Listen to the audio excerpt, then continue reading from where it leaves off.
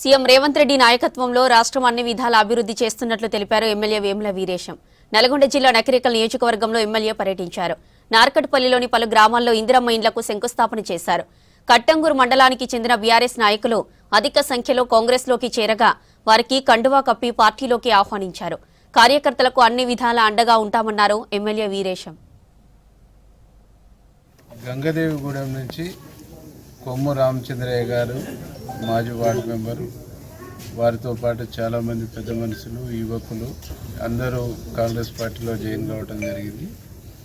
ఈ రాష్ట్రంలో ముఖ్యమంత్రి రేవంత్ రెడ్డి గారు ముఖ్యమంత్రి అయిన తర్వాత ఈ సంక్షేమ పథకాలు ఇవన్నింటినీ కూడా చూసిన తర్వాత ఇందిరమ్మ రాజ్యంలోనే కాంగ్రెస్ పాలనలోనే రేవంత్ రెడ్డి గారి నాయకత్వంలోనే పేదవాళ్లకు న్యాయం జరుగుద్ది అనేటువంటి ఉద్దేశంతో వాళ్ళు ఈరోజు కాంగ్రెస్ పార్టీలో జాయిన్ కావడం జరిగింది.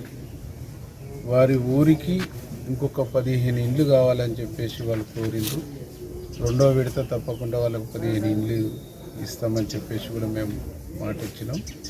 ఆ ఊర్లో మెయిన్ బజార్ సంబంధించి 15 లక్షలతో సీసీ రోడ్డు నిర్మాణం కూడా కావాలన్నాం. దాన్ని కూడా తప్పకుండా చేపిస్తాం. ఈ నియోజకవర్గంలో అన్ని గ్రామాల అభివృద్ధి ఒక లక్ష్యంగా మేము ముందుకు పోతాం.